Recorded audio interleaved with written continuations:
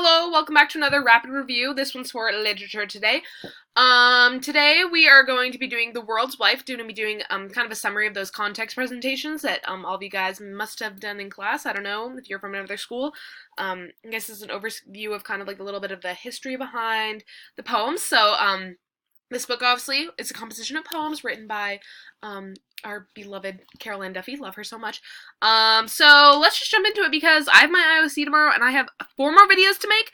So let's just jump right in. Okay, so Delilah, and Samson is it's obviously a historical story. Sorry. Anyway, so basically Samson had these superpowers and he was really strong and he wanted to kill 1,000 Palestinian men. So Delilah was hired to make him fall in love with her to find out his weakness. And she did this by like kind of coercing him and by making him fall in love with her, and so she eventually found out that the secret to taking away his powers was his hair. So she cut the hair. But as we know, which is common in Duffy poems, or at least in this composition, she decides to tell the stories from the woman's perspective. So she takes these historical figures and then takes what there might have been like a woman's perspective of that. So obviously in this we don't really ever see Samson.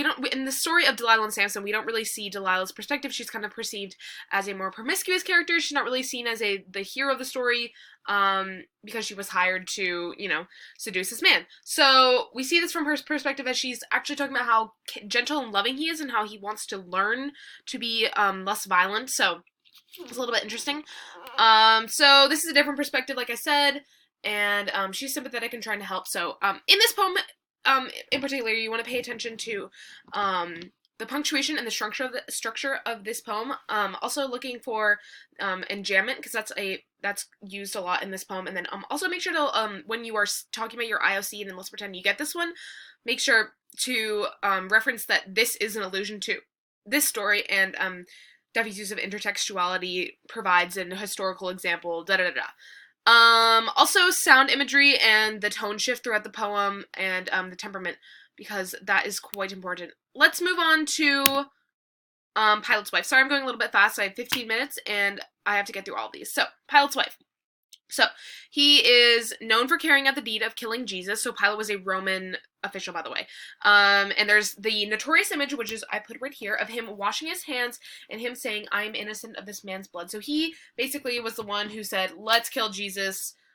Yeah. So, his wife, obviously, again, wife's perspective, she kind of describes her husband as being more feminine and kind of in this way kind of weak, I guess, and then describes Jesus as like this burly man and like very masculine. And we can kind of from the poem we get this like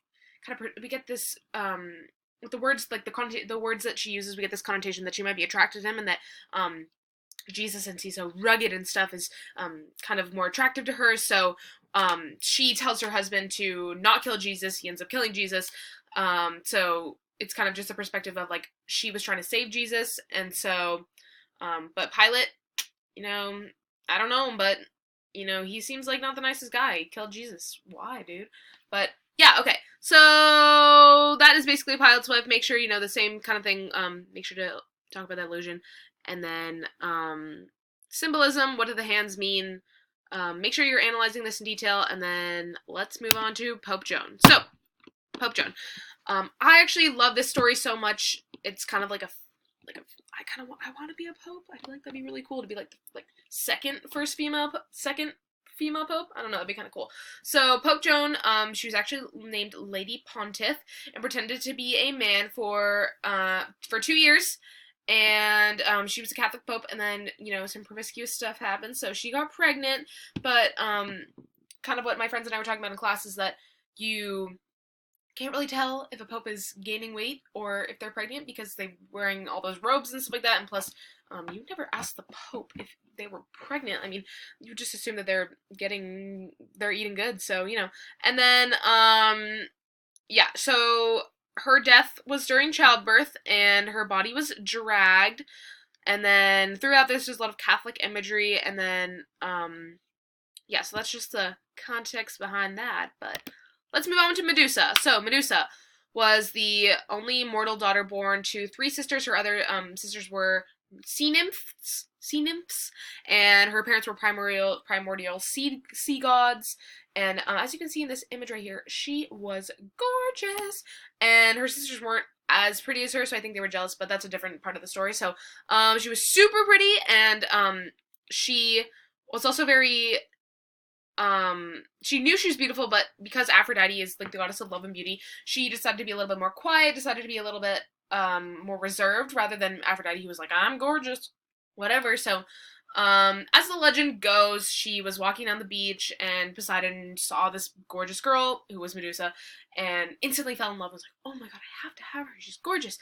And so Poseidon became really attracted to her, but also Poseidon and Athena kind of had a thing. Sorry, I'm using like really casual terms to express this, but you know, Poseidon and Aphrodite had a thing. So, oh, I wrote Athena. Sorry about that. It's supposed to be Aphrodite. Oopsies. Okay, I'll change it later. So, Aphrodite, goddess of love. So, kind of a turn of events. Poseidon rapes Medusa, and then, Aphrodite thinks that because Medusa is so much more beautiful than her, that he, she like punishes, which is kind of like, it's like, kind of annoying because it's kind of like slut shaming Medusa, even though she didn't necessarily do anything. She was raped, so you know that's like another messed up concept. But so yeah, she is then turned to has all this snake hair and is really ugly, and if she looks at anybody, then they turn to stone. So this was their punishment of basically being more beautiful than Aphrodite, which is kind of messed up. But yeah, and then oopsies. And then throughout the poem, in the end, she's when she has this ability to turn things into stone, she's testing on like bees and all these things like that. So talk about the progression of her harnessing her powers and kind of taking back her cool energy, because now she's kind of she can't be messed with. It's kind of nice. Okay, let's move on to the next one. So, Pygmalion's Bride. I actually just annotated this for... Where is it? Okay, well, it's lost forever, I guess. I just annotated Pygmalion's Bride as a practice IOC, so I know this pretty well. So, the ancient Greek sculptor Pygmalion, he consistently was finding that, I'm just going to put this in simple terms, that every single date he went on, the girl had something wrong with her. So, what he decided to do is, because he's this great sculptor, he decided to create the perfect woman, and out of marble. So, she was a statue, and obviously didn't talk, but she was gorgeous. So, he fell in love with her, and then throughout the poem, he is like, it's kind of seen from, like, obviously from this perspective, again, of Pygmalion's Bride. So, she is a conscious person, but she's in a stone cold body, so she can't really express any love back to him, and she's kind of disgusted that he's fondling and making love to this sculpture. So she's pretty disgusted, and then we're kind of hearing her internal dialogue as he is, yeah. Okay, then he prays to Aphrodite, I think. Yes, okay, so Aphrodite, he's like, Aphrodite, this girl's so perfect, please bring her to life and make her obsessed with me. So Aphrodite's like, okay, I'll do that. So she brings her to life, and then she is, like, comes to life, and she's, like, all passionate, and she loves him and everything like that. And then the end of the poem, she talks about how she, like, has all these animate, human-like qualities, and then he doesn't want her anymore because she has become everything he essentially didn't want it in a woman, which I guess was any human emotions. He wanted a statue, therefore he made a statue, but yeah. Anyway, so she's repulsed by him, and she's able to get rid of him by being obsessed back with him. So, her satire, yeah. And so, make sure to look at the line length, look at the enjambment. It gets a lot shorter at the end, if you noticed, because he's not really around that long. And she also starts every single sentence with he. So, you know, just making sure you're checking those things. So, Pygmalion's Bride. Let's move on to Mrs. Sisyphus. Or my friend Jillian likes to say Mrs. Syphilis, but it is Sisyphus. So, it is Greek mythology. He is punished for being rude and kind of a... Yeah, I'm not going to swear because I want this to be used for educational purposes. So, you know, he's just kind of bad guy. So, basically, his internal hell is that his eternal hell is that this task just never ends. He has to push a rock up a mountain for the rest of his life, and so, make sure to look for that rhyme scheme. Kirk, Dirk, Irk, Burke. So Kirk is a church, Dirk is a Scottish dagger, and Irk is to be irritated, and a Burke is a twat, I guess, and then bullocks are testicles.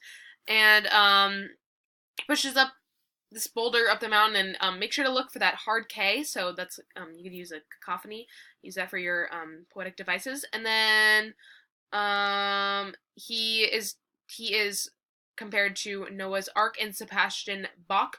Both were very influential men, but were also kind of obsessed with themselves and obsessed with their work, and probably weren't very nice to their wives. So, wife's perspective again, just a little bit of context. Alrighty. Mrs. Lazarus. So, if you know the Bible story, I didn't know the Bible story until I learned about this, but the Bible story is basically Lazarus gets sick. He starts,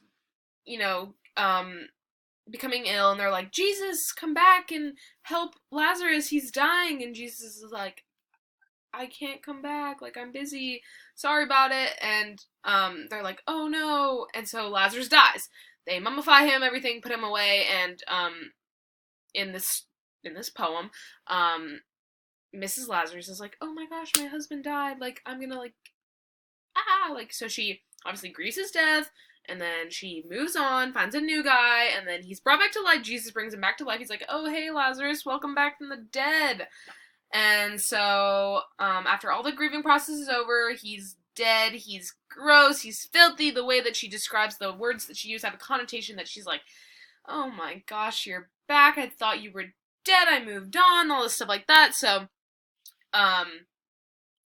yeah, basically, zombie husband, Jesus brought him back to life. Wife is like, ew, you should have stayed dead. You smell awful, and I have a new husband. So that's kind of the gist of the story. It's very biblical. I feel bad. I feel that I've almost butchered the story, but yeah, that's it. And I want to go to the last one. Oh my goodness. That's all, folks. Good luck. This is the rapid review of the context presentations that you need to know, just like a basic understanding. Obviously, if you are going to be making a context presentation, please put a little bit more effort in. I made this. It is 10:49. It's the night before my IOC. You can do a lot better than what I'm doing right now. Senior year, great times. Anyway, thanks guys for watching. Make sure to tune in to the next video. I'm going to be making a purple hibiscus video by Adichie, and then I'm going to be making a rapid review of Hamlet because yeah. Okay, see you guys later. Bye.